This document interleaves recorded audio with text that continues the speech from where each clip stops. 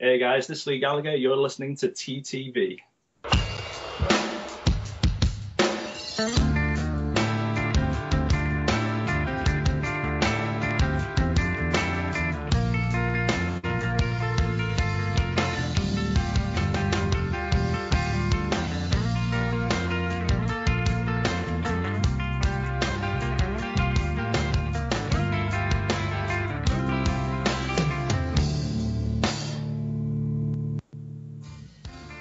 Well, okay then.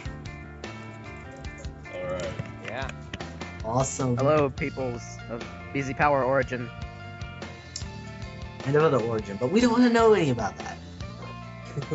Of course. So yeah. How is everyone? Doing good? Alright. Doing awesome. First time Looking back after forward my to today? computer I'm having pretty cool. broken. Well, okay then. So today isn't a regular episode like most of the time. Unfortunately. Unfortunately. Unfortunately. What? Unfortunately, I'd still say we should have a regular episode. Oh, We will, one of After these the days. fact. possibly, maybe. Eventually. Depends. If we What are start we doing today? Well, I don't know. I have no clue what we're doing today. What are we doing? interviewing This me. is Oh wait, I forgot. Okay, so yeah, we have Mr. Gallagher on. Mr. Hello Leigh there. Gallagher. Yeah. good morning, sir. Hey guys, thanks for having me on here. Our pleasure. Absolutely. Oh, of course. And We will thanks for always- taking the time to do No, this. yeah, thanks for being We on will here. always accept people with different accents. It's okay. It's 10 o'clock in the night right here. I'm gonna be up all night anyway, working on the job. So it's nice to have a break. Yeah. I bet. Amen to that. Yeah, your break is talking to a bunch of Bionicle nubs. And one of them's 40 years old. Thank you. Well, one of them sounds like it. Okay. Yeah, sounds and is two different things, Mr. Gallagher. He sounds like he's 40. His BZ Power profile says he's 16, though his Skype picture looks like he's in his mid-20s. He's a mixed-up person, I tell you. I still Yeah, wish we had no, Lego He's no, like no. Frankenstein. Well, They sewed him I together. don't know, parts Samiki. of- Your picture has a baby and a dad's head switched, so That's not Yeah, me. you're one to really argue. You're an interesting That's person. Malone. moving on. Yeah, I'm gonna do my random introduction now, where we say all our names. I'm Messanek. I'm Butteren. I'm LJ. I'm Tom. I'm Sumiki. And this person over here. It's Leigh Gallagher. Hey, yeah, that's me. Sorry, I was waiting for my cue. Sorry, I missed it. Very Yeah. embarrassing. Okay. Actually, Usually they- we usually forgot. somebody posted the chat, but you know. Yeah, way to forget, guys. Aren't I like the only one that reminds you anymore to post that list? You know what? Yes. Just no. All right. So, me and LJ will be asking the questions. I'll start off, and then LJ will ask every other question. Okay. So, Normally I would, because I am the main guy, but my mic and we is... three noobs over here just Interesting. kind of sit back and watch. I can tell you are the main guy. Yeah. I'm getting Yeah. from. I'm silent, and I never say anything. Yeah, that gives off a vibe. yeah, we don't really trust Messo's mic because it's kind of broken. So, He's more of a mafia boss persona. Yes. all right. So let's see what we have on the list here. First up is how different was doing Bionicle compared to other projects? It was completely different. It was one of the most fun jobs I've ever done, but it was incredibly hard work as well. Because usually my art style, I mainly work for a British company called 2000 AD, and I mainly draw in black and white. It's a very detailed, very cross-hatching, very sketchy type of look, you see. Whereas the Bionicle job was more the American style, very cartoony, very thick lines. And it was nice to have a break from my usual stuff. But I was working on the 2000 AD stuff at the same time. and it's basically like having 2 full-time jobs at the same time. It was just crazy. I mean, I did like drawing in the simpler art style of Bionicle, but the Bionicle toys are incredibly detailed. All the mechanics involved, and it's not the type of thing you can just skimp out on. So you had to draw every single little nut and bolt on them, and that took a long, long time. But no, I loved it. It was still one of the best jobs I've ever had. And I do miss it. I really do. There you go. Wow. Yeah, Great. I can definitely Interesting. compare with the whole details thing while drawing Bionicles. I've tried drawing them before, and it's like, it takes forever. All right, LJ, next question. Okay, so what is your opinion on the Bionicle storyline? I think it's very I'm not going to pretend to actually know everything that happens, including in the stories that I drew. That's us for us nuts to memorize.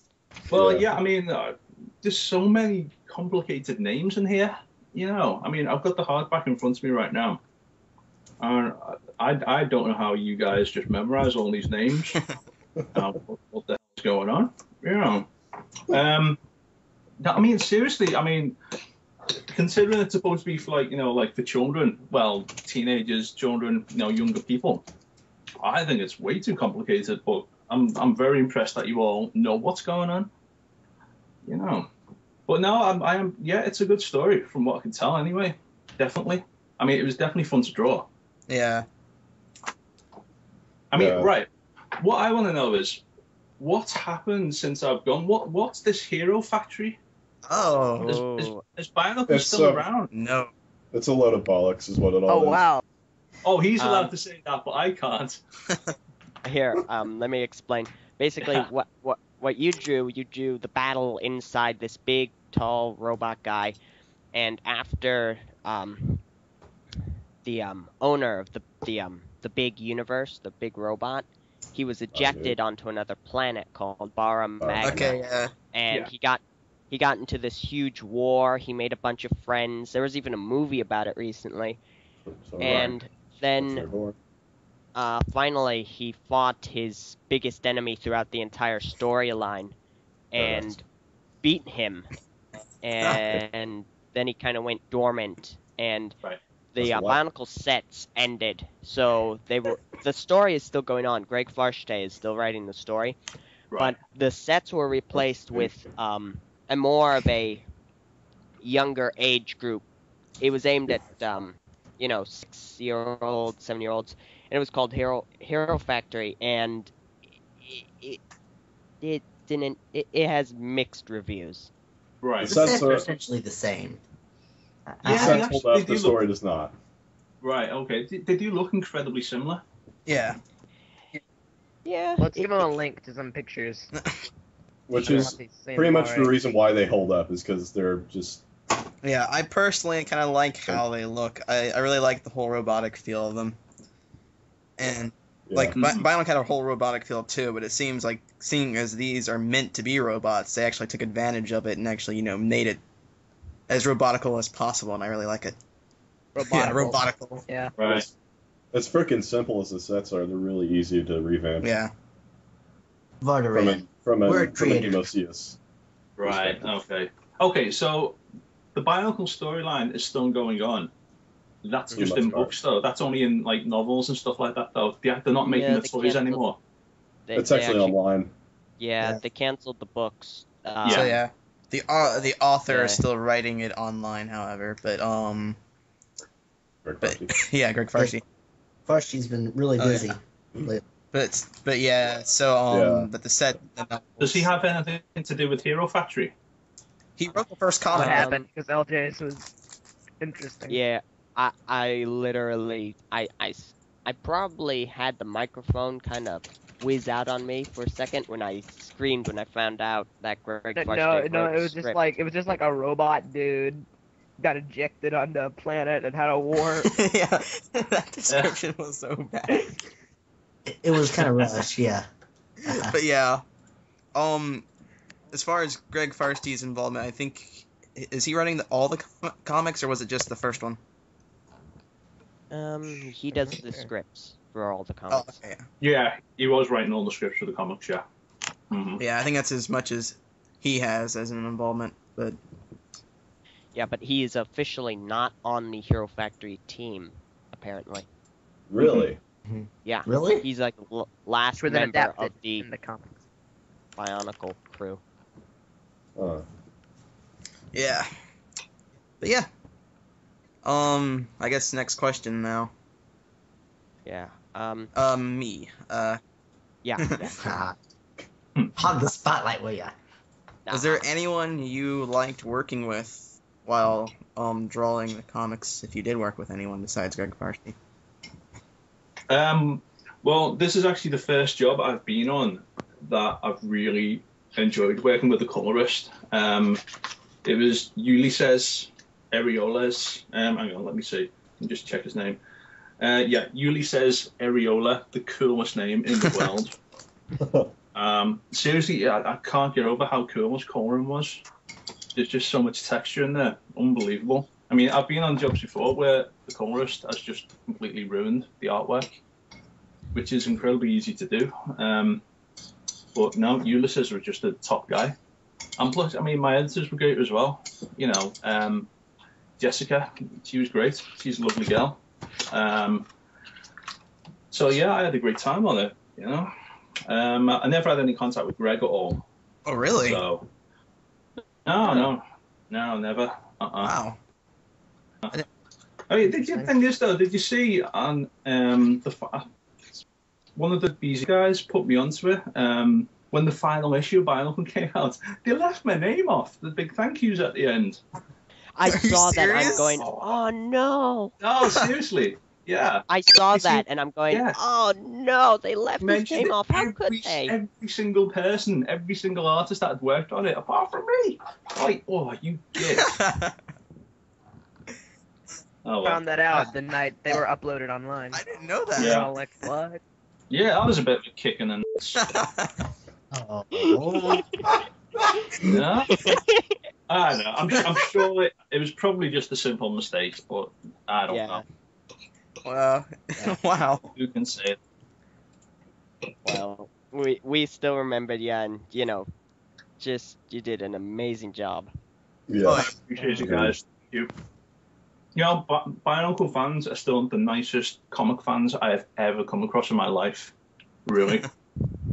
Wow. Seriously, you're all lovely guys. You know, We try. really do I'd appreciate it. say it's almost kind of because we're just a smaller sect, a smaller community. I mean, you look at people who are into like the other Marvel and DC comics. I don't know. Well, super characters. And, I'm used to just a 2000 AD fan base, and there is a Yeah. forums, but it's a very small community on there.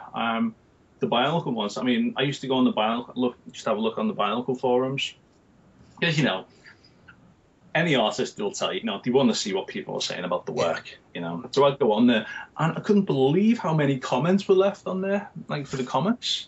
Yeah, you don't get anywhere near that much for the likes of 2000 AD. Oh yeah, we all everyone loved your art style. Yeah. Yeah, it was definitely Yeah, it one was of my nice. favorites for the comics. Especially after Stuart Sager, his more, modernistic Bad. I wouldn't say bad. masks. it wasn't bad. It was just Abstract. different. No, it wasn't, but I It was saw it as well. He's sketchy. very sketchy. I mean, it was just a style, and that's all. But he is a very, very good artist, that guy. Yeah, I really liked Definitely. actually. I think it was good for 2006, but It 2000. was good for the. It was good for the. It actually fit in well with the story. How like everything was all desperate. Like they have to get the Mask of Life. and Yeah. it's just constantly running away from him. It was good for that story. But now that we're off to a whole new land and all this stuff, it was better to see Gallagher's work.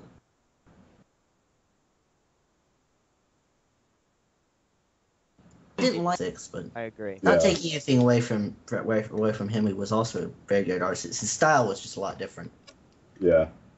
Yeah, but it was such a dramatic change, and everyone just really enjoyed it. So yeah. Can I ask how well did Pop Man go down after me? Actually, I personally liked Popmon Gray. Yeah, I think he had a pretty good style Personally- too. It was kind Yeah, of I like reminiscent of yours, but with a little different. I kind of describe it as like a mix between yours and Saga's. Yeah. Right. It really seemed to have a little bit of both in there. Yeah. I think Mon really showed kind of like more of a humanity in the Agori of 2009. I mean, you could see there more of the facial expressions were more there. I don't know how much of that is more of his style or more of the fact that the Agori as opposed to the Matoran are more supposed to be more organic. But aside from that, I really didn't see much difference between his style and your style. Okay. Cool. I love them both. All right. LJ, next question. Okie dokie. What was the toughest model or set you had to draw? Okay. Right. I don't know the guy's name. Well, hang on. Let's have a look here. It's the white one with the lot the real looks like a white mantis or praying mantis. Oh yeah. Krika. Yeah, the white one with Krika. white and red one. Yeah, I mean, I can understand how that's hard to draw. Yeah, he's hard. Period. Definitely. I mean, all of them are very hard to draw, but yeah, this. I mean, I say that though, but the page where you first see him in Swamp of Shadows, in my second issue, where you just the big splash page where he's coming out. Oh the yeah, swamp. that was really awesome. That was amazing. Oh, I want Honest to some of those God, borrowed Krika was my comics. I'll favorite have them character. with me. Yeah, mine too. Cool. That is my favorite page. That was my favorite that I page ever too. done. That's like when I hear your name, I think of that page. Yeah. Ah, cool. Excellent. That was a really good page. Thank you very much. Round of applause. All right then. So. Can I just say, this is really nice cheesecake. Wow. Don't make me hungry, please. Right. I just ate 2 cheeseburgers a couple hours ago, and I'm already hungry. I don't have any of my comics with me. Lending them out to my girlfriend. She hasn't given them back yet. All right then.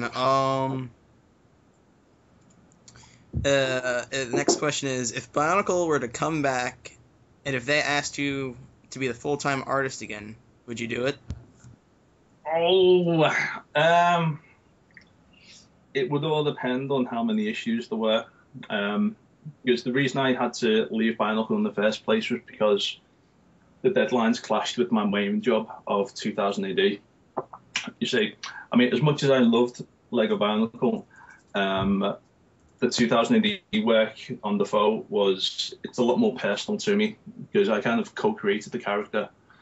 And I mean, if there was a schedule, we could have worked out. You know, it would have been great. So yeah, basically, yeah. If there was a proper schedule, you know, set deadlines, and it could be fit in, then yeah, of course, without a doubt, I would be there. I mean, a couple of times I've had the makers of paper. All right, there we go. Paper Cuts, who do the collections. They contacted me a couple of times to see if I wanted to like do an extra issue in the collection or something like that, but no, there was just no time to do it at all. You know, I mean, the deadlines were just a bit silly. But you know, if like DC or you know Lego published it again, then yeah, you know, and I could fit it in, I'd love to. Okay. All right then. LJ, next question. Okay. What's your opinion of Bionicle's replacement, Hero I think we Factory? kind of covered this.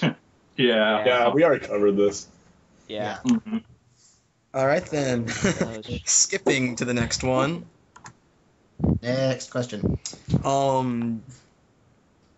Did you look at the work of previous Bionicle artists, and if so, did any of them inspire you? I definitely looked. There we go. I've got one here, collection. Hang on, let me just grab this. I presume Right. Carlos Tanda. Right, I have, yeah, that's the one. Yeah, and Randy Elliott. He's a good Ooh, one. yes. Oh yeah, I mean, Yeah. I actually picked this up. I was just like out the city, doing a sign at a comic shop in Scotland at the time. It was when I was actually waiting to hear from Michael Wright, the editor at the time, to wait and see if it actually got the job. So in the meantime, the owner of the comic shop that I was signing at basically found this volume 1 of Bionicle for me and just gave it to me as a present. So that was really nice of him. But yeah, I mean, thing is though, no one knows this, but the very first time I was auditioned for Bionicle by Michael, they didn't actually like my sample, or because I didn't do it in the right style. You see, I actually drew it more in my 2000 AD style at the time, with lots of cross hatching and lots of detail. And he actually gave it back to me. He said, "I don't know why you did it in this style. Could you, He asked me to. He basically gave me another chance and asked me to do it in the more simpler cartoony style. So that's how I got the job eventually. I mean, I'm glad that I'm very lucky that he decided to give me another chance, before he submitted it to Lego. So that was lucky anyway. But yeah, these guys, yeah, they're very good artists. I think I prefer Carlos's work to Randy Elliott's. But both of them, I mean, I can appreciate like how hard these things are to draw. So I've got a lot of respect for both of them. I don't know about anybody else, but for me, I would love to see your original Bionicle character in that style. I think that actually, I think I remember seeing something with a style kind of like that. It was like at the back of another comic, and it had drawing of yours. It was like Lewa versus. That was not his drawing. No, I saw that. No, that wasn't me. I don't know who that that was was. Sager. That was my okay. Right. That was Sager. Well, thing is though, when we were Stuart Sager? It was. It didn't seem like Stuart Saggers. No, Hey, I think that was a promotional picture that was photoshopped into that style. I don't think anyone actually drew that. I don't think. Huh. But what was I going to say? Oh yeah, well, another thing you need to know is that when we were auditioning for this job as well, it didn't actually look like the characters that much. They just wanted to see how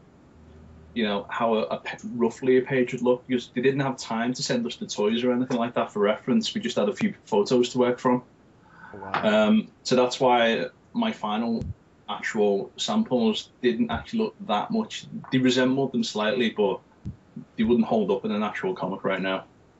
But it was good enough to get me the job, so there you go. Interesting. Okay then. Next question, LJ. Okay. What got you into drawing in the first place? It's what I've always wanted to do since I was a little kid, basically. I was basically rubbish at any sports. I couldn't do maths or history or science. I'm basically not a very brainy guy, I'll admit that now. I don't read much at all apart from magazines and comics. I don't read books of any type. And I used to buy the comics over here are kind of different. You see, I used to get them when I was a kid, from the local newsagents just across the road, and basically what they did a lot of the time was repackage American comics into a different format over here. But I'd also used to get like the likes of Transformers. Now, here's the thing. Cartoons were a lot different. I think they're better than like back when I was a kid. You see, in the 80s, we had like the coolest cartoons you could imagine. We had Thundercats. We had Galaxy Rangers. We had Mask. Oh man, we had the coolest cartoons. Nowadays, I don't think they put as much effort into cartoons, Saturday morning cartoons, as what they used to now. I mean, a lot of them are more, CGI, like substandard CGI. Whereas back then, they were all hand-drawn and just gorgeously animated. And, they used to put effort into the opening credits, of all the cartoons there. I mean, to this day, I have never seen better opening credits on a cartoon than Thundercats or Galaxy Rangers. I mean, with the cool music as well. Oh, man. So basically, I used to get the comic spin-offs of those guys as well. And there was also a comic. My biggest influence was a comic called, it only lasted 14 issues before it got cancelled. It was a comic called Scream. It was a black and white horror comic. And it was just the coolest thing. I mean, to this day, it's still one of my favorite ever comics, you know, and it's a shame that it got cancelled. It's just because of like censorship and all that, even though it wasn't even that scary, you know. But, you know, but they just got a bit too weird about some of the content, so decided to bin it. And there's also a comic called Eagle as well, British comic called Eagle, which is an anthology comic. Kind of like 2000 AD that I work on now. So 2000 AD was another comic I used to buy back then. And 20 odd years later, you know, I'm working on it now. I'm actually working with the guy who created 2000 AD 33 years ago. You know, and it's just really cool. So basically, yeah, that's how I got into comics. I mean, first proper American comics I started collecting was the Jim Lee X-Men's from issue 1. I just ended up going to a comic convention at the time, and it was at the time when issues 1 to 3 were out of X-Men, the Jim Lee X-Men, written by Chris Claremont, and I just started collecting them properly, so, like from that point on. So that's that. Oh, cool. I definitely agree completely on your opinions on the cartoons today. Yeah, I got it. Great, yeah. Thank you. Wait, what was that opinion? Wow. What was that? Wow, Tom. Sorry, what was your opinion on modern cartoons? Oh, I just think they're a lot cheaper nowadays. They don't put as much effort into them, you know, especially in like we were saying, the opening credit sequences for a start. It's just cheaper animation, basically. Yeah. I agree wholeheartedly. Yeah. Mm-hmm. Let's compare the Hero Factory TV show to cartoons. Oh, my of match. old. I've never seen it. I've never seen that one. I have a mock in it. It's pretty Oh, interesting. join the club. I've only seen the toys in the store, and apparently there's a comic coming out as well. There have been like 2 comics out already. Right. And the dialogue in them is just cringe-tacular. It's Carlos bad. Donda drew the cover art, so that's cool. Yeah, the art's great. The dialogue's not. It's just like the sets are good, but the story's not. Yeah. Who's the main I don't artist think- on it? I'm actually not sure. I know Carlos Deonda drew the cover. Yeah. Carlos Those covers Deonda those covers are real drew- good. Oh, He helped he's a draw the great cover, artist, that guy. actually. Hmm. The cover was drawn by 2 people, Carlos and one other. Here, I have the comic here. Let me find out who the main artist was. You can tell on the cover that it looks like Yanda. Yeah. You can kind of see the style. Yeah. Looks just a little different. It doesn't look as. I would almost describe his stuff for Bionicle as dirty, kind of. Really, the armor looked really weathered. It looked really detailed. Battle Looks Hard. texture. A little bit, Yeah. but not too much in the factory. Yeah, I kind of wish I'd drawn the Bionicles like that, giving them a bit more texture, you know, a bit more battle weary. I wish I'd done that in the past. So that's a shame. Well, I think it kind of worked because it seemed like 2008, that storyline was kind of like everything seemed newer almost because everyone had like jetpacks and stuff. Yeah, Mhm. I personally felt that your style, it really, really. Yeah, really it just fit everything that. seemed like it was like new and just it fit really well to me. I think if you had gone with the Danda style, it would have looked like a very strange juxtaposition. Right. Uh-huh. Thing is that okay. I'm just looking through the hardback now, and Wow, There's- that's the biggest word I've heard you ever use, Samiki. Oh, Sorry. juxtaposition. Yeah. I know other words like hemi-demi, semi-quaver, but you know. No, thank you. I'm just looking through the hardback one right now, and my 3rd issue. I've always been disappointed with my artwork in the 3rd issue where they find the ships and then they start flying them out through the tunnels, because that was the time when my deadlines really clashed, and I had to draft in my girlfriend to help me ink it. And she's never drawn before, but I was so desperate for help at the time that she had to ink some of my work, like a lot of the smaller stuff that you don't really, that hopefully people won't notice. But another thing was that it was always a really hard time to try and find reference, because you know the big dome, the big giant silver dome that they went into. There was no reference available for that. I had to completely guess what that was like inside. Yeah. You know, so that was a shame. I mean, I always thought that it would have been nice if Lego had actually, you know, I thought that they would have had designs already for stuff like that. You know, because they were making the CGI films at the time, you know, the short films. That was so cool. That was, yeah. Oh, actually, man. Yeah, they really should have done an interior of the Codex. Yeah, they actually they did have concept art for the Codex. Why didn't they send it to me then? That was right. So that's, I mean, that it would have been good to have been able to draw the same thing, you know, just collaborated a bit more. So that was a shame. And then you know, the keystones, those little a cookie. Yeah, apparently in the CGI animation, it's claimed that the CGI keystones were a bit more story accurate, but I personally feel that the way you drew the keystones was much better, because how are you going to read pieces of a small silver body? Right. So I personally felt that the way you did it was much better illustrated than how they did in CGI. I agree. Random stones that make a robot. I like his better. Oh wow! I could go out my driveway and pick up gravel. It makes a smiley face. Okay then. Next question, maybe. Var's like, okay then. Oh well, yeah, I don't really have an opinion on that. I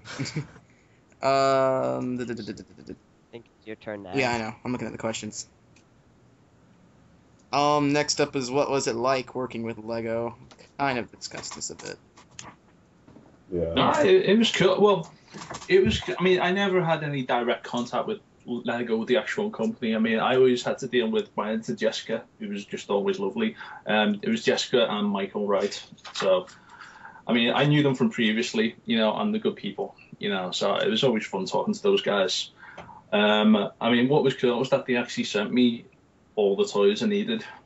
But the thing is, though, my studio isn't exactly that big. And, yeah, I mean, I could have handled just the actual figures, but then they sent me the really cool, massive vehicles as well. And, oh, my God, I mean, they were the coolest toys ever, but just big. And there was just no space to walk in my studio at all. It was unbelievable. I mean, I really wish, you know what, I might actually try and track it down on eBay or something. Louis ship. Oh yeah, that one was amazing.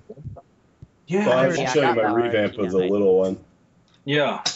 Oh man, but yeah, I wish I could have kept them all. I really do.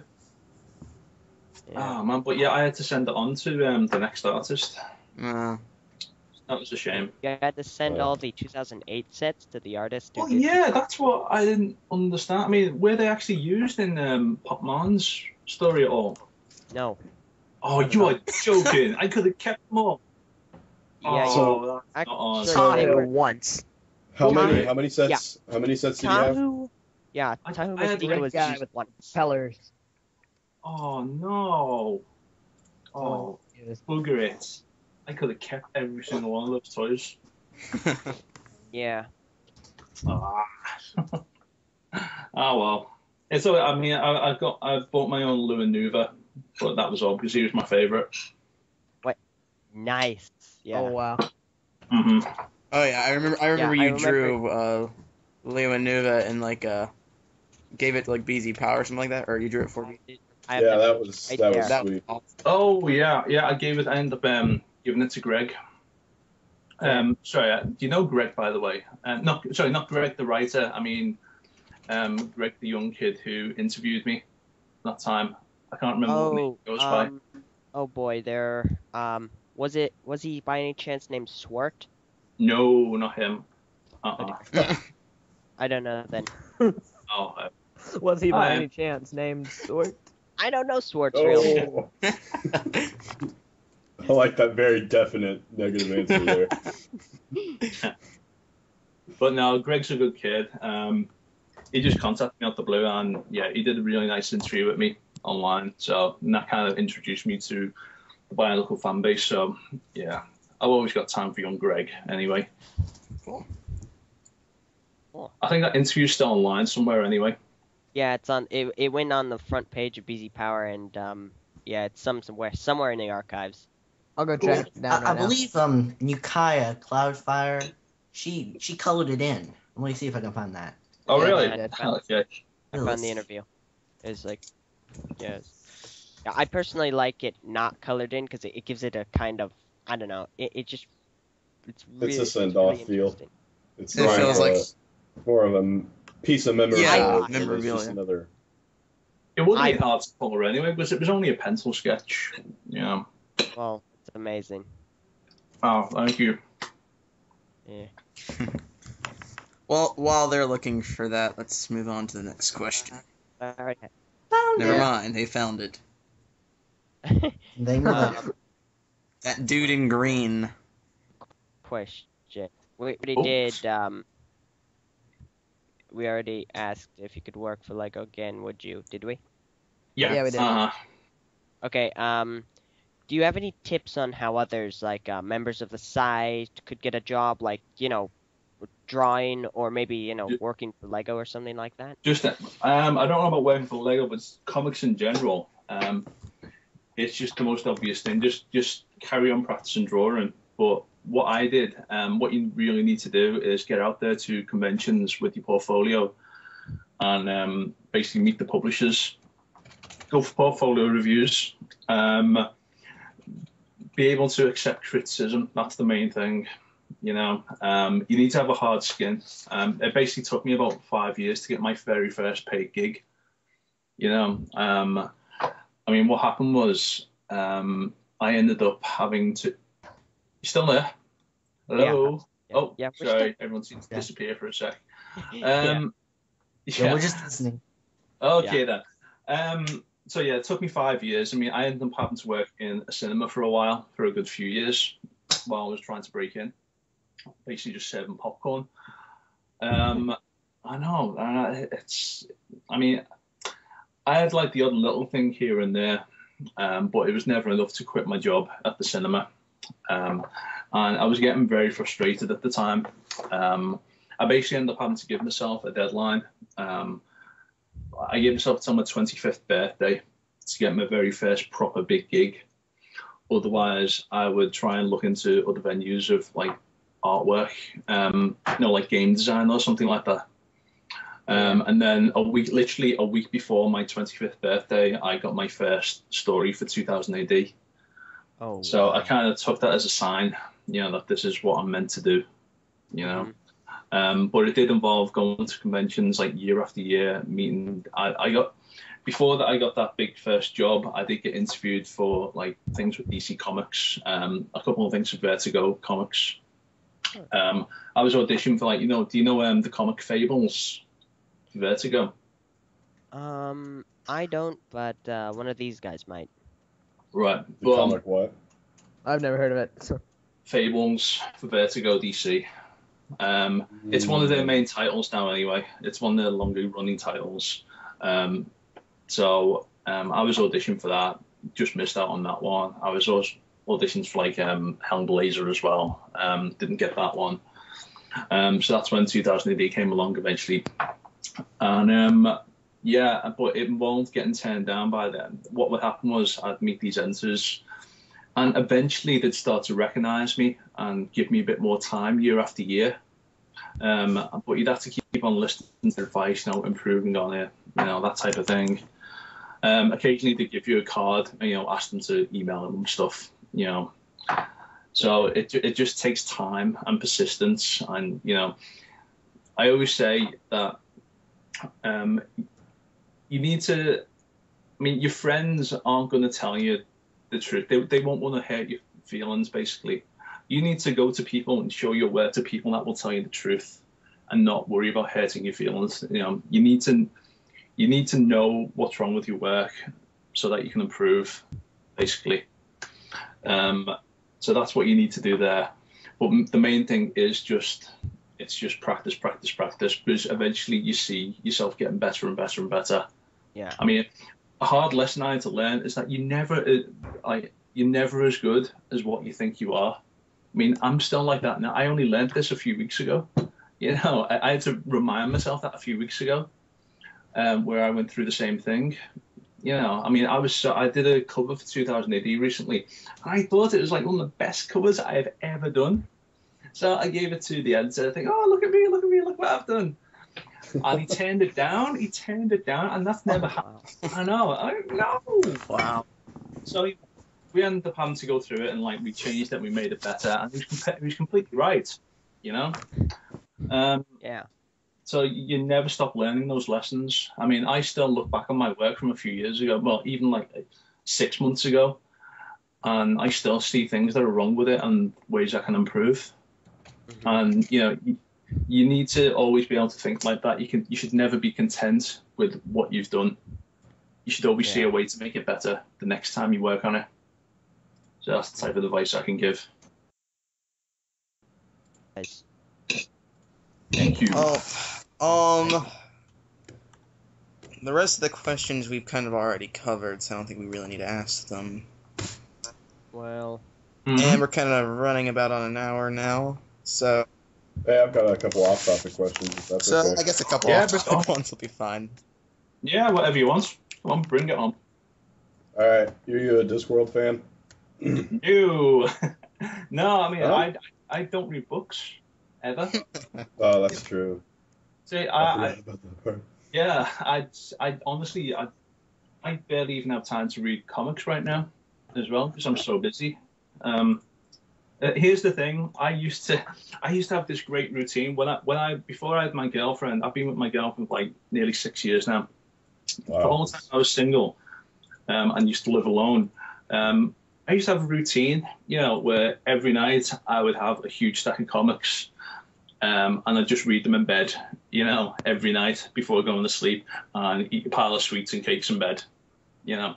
Then you get a girlfriend. Yeah, then you get a girlfriend. You're moving in with her. You're not allowed to do that anymore. You can't do that. You're not allowed to get crumbs in the bed. You know, she'll kill you. So and I can't, and, you know, because I have completely different working hours to my girlfriend, because she has a regular 9 till 5. I have weird hours. You know, like I said, right now I'm working all the way through the night to get a job done. So I can't, you know, read comics in bed and disturb her.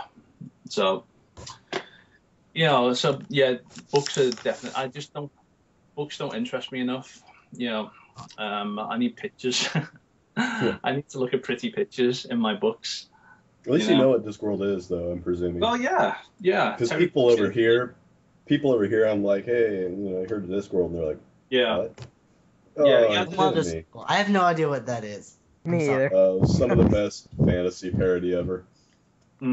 Well, back in Liverpool, Liverpool Gallery, they had an exhibition of all the artwork from Discworld. So they asked me to come along and do some sketches, you know, for people and stuff like that, and do a talk there.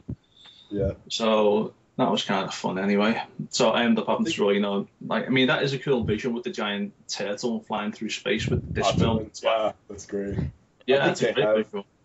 I think they have 1 or 2 graphic novels, actually. Right. Mm-hmm. Next off-topic question, which pretty much I could probably answer this one due to the time. Sumiki has an on-topic question, though. Yes. My off-topic question overrides Sumiki's on-topic question. So. No, you. Do you game at all? I wish I had the time. I really do. Yeah. Like I said, I'll probably answer that one for myself. Well, yeah. I mean, the thing is that I do know comic artists who do game all the time, and I wonder how do they have time to work. I can only assume they don't have a girlfriend or boyfriend or wherever to, you know. But I mean, the thing is that what I do like watching, I like watching online the cinematic parts of games that they release online. I mean, they are just so cool. They really are. I love that stuff. But after watching the cinematic scenes from games, you see the actual game itself, and it's always a bigger letdown. You know? So I mean, the last game I played was Incredible Hulk Ultimate Destruction. I love that game so much. Yeah, that was a great game.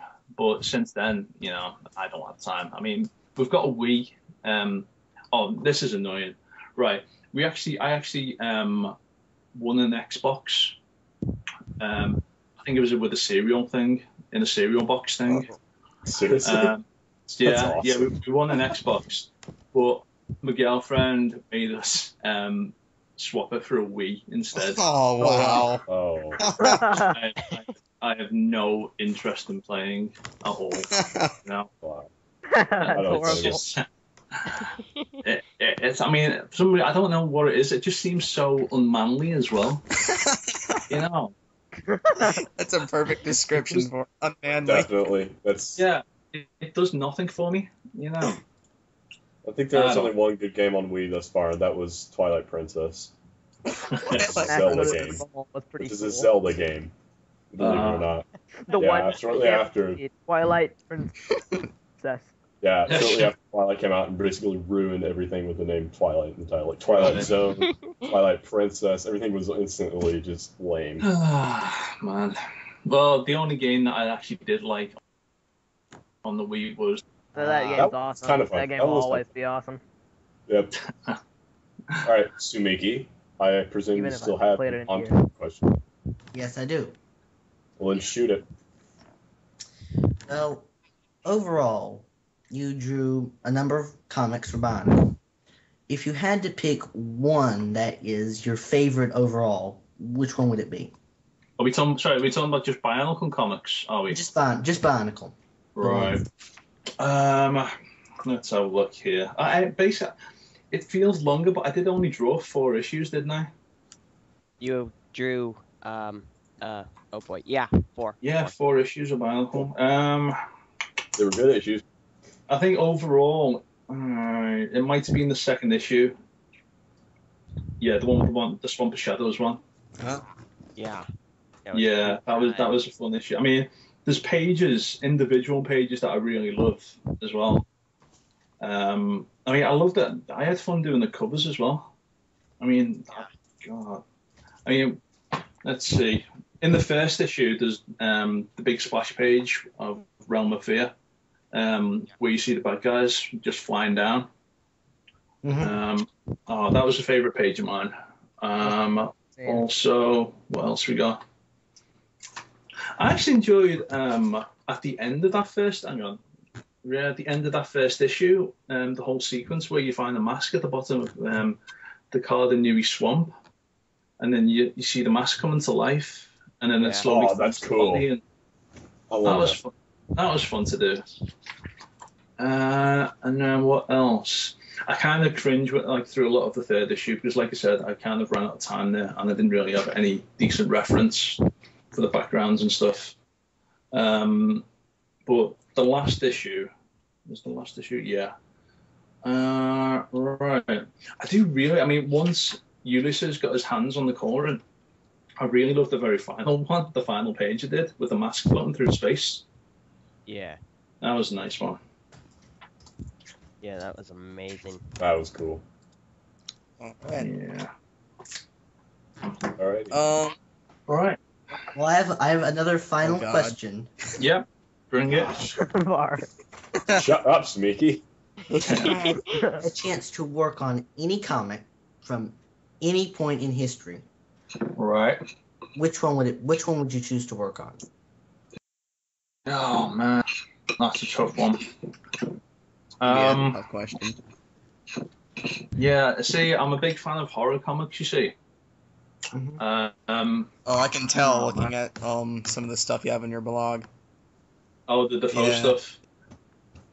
See, I'm very lucky right now to be doing something that I really love. See, I can tell you the comic, but you wouldn't know it because it was from back in the 80s, and it was the comic that inspired me when I was a kid. It was from that Scream comic, you see, the horror comic. It was a strip called The 13th Floor, and the artwork that I draw now, it's kind of inspired then. It was about that was run by a computer called Max, and he basically did the day-to-day running of this block of flats. Well, any bad guys that came along, he had what was called the 13th floor, and it didn't actually exist physically, but it turned into a virtual world. We'd send all the bad guys, and it basically anything whatsoever could happen there. You know, they could do like the bad guys could be great, you know, a bunch of skeletons or evil men or something like that. You know, you kids probably wouldn't like it nowadays. You know, so that would be like these days. Well, that would be a dream job. Kids these days. I love how he said it too. Like, you kids wouldn't like these things. You youngsters. Well, yeah, I mean, I'd like to have a crack at proper sci-fi, you know, a sci-fi horror story, you know. That's what I'd love to do. You know, I mean, but that's the good thing about 2008. What would it be in an anthology comic? There's so many different types of stories. It's just that, like, right now, as soon as I finish this job, I'm taking a month off work just to kind of relax and go on holiday. Do you guys know Judge Dredd? Judge Dredd? Yeah. That's a Stallone movie, isn't it? Yeah, but no one likes that Stallone movie, you know. But it was based on the 2008 comic, basically, and they're making a new one right now that is going to be a lot better. You know, do you know there's an actor called Carl Urban that's going to play Judge Dredd. Did you see the new Star Trek film? Yeah, I have. All right, well, you know the guy Stockton McCoy in that? That's Carl Urban, and he's going to be playing Judge Dredd. Awesome. So that'll be Stallone anymore. Well, basically, yeah, when I get back from holiday, hopefully I should have a Judge Dredd story through when I get back. So that'll be fun. Awesome. So, yeah, that was kind of a roundabout way of answering your question, sorry. It's all right. Oh, hang on. Oh, I know. Do you know Swamp Thing? Yeah, Kinda. I've heard of it before. Oh, Let's say, are we talking the 40s, 50s horror movie kind of thing? No. We're talking about like the 1970s, 80s type. I mean, he's still now in these films. But the best time of the Swamp Thing was in the 70s, 80s, and there's like an artist called Bernie Wrightson drew him. And it's basically like a monster of the week type thing, where the swamp monster would battle all kinds of different monsters. That would be a dream job for me. You know, something like that. There you go. Okay. I think we're running out of time. Yeah. Yeah. Yeah. All right, guys. It's been fun anyway. Oh, yeah. Going that cheesecake? We love having you. Yes. You know what I did? I bought myself a big, giant, family-size one. And I'm eating it myself because my girlfriend's actually in Shanghai right now. So she isn't here to tell me what to eat. So I'm eating. All right, then. Once again, thanks for coming and showing up and such. Yeah. Appreciate it. You're welcome. Oh, man. All right, guys. I gotta get back to work. All right, then. Good luck. We enjoyed having you. Thank you very much, guys. Thanks for being on and fun. You got this. All right, take care, everyone. We're gonna hang up now then. All right, then. Bye. Bye. See ya. Bye.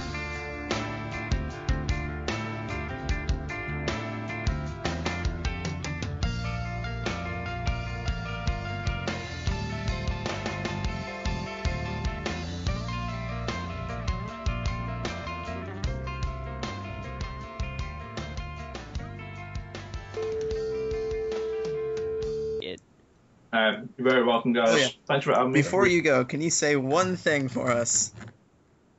Oh, God. What? Can you say, "Hey there, everyone. I'm Leigh Gallagher, and this is TTV." Oh, wow. What was that? No harm in asking. Okay, then. Okay. Okay, but if I screw it up, I need to redo it. Okay. Okay. Okay. 1, 2, 3. Right. Hi everyone, this is Leigh Gallagher. Welcome to TTT. Okay. It's TTV. I've never done one of these before. Okay. It's okay. Hey guys, this is Leigh Gallagher. You're listening to TTV. Awesome. Okay. I think we were laughing over it. Yeah. Oh, okay. One more then. Yeah. Yep. Okay. All right. Hey guys, this is Leigh Gallagher. You're listening to TTV. Perfect. All right. Thank you so much. You're welcome.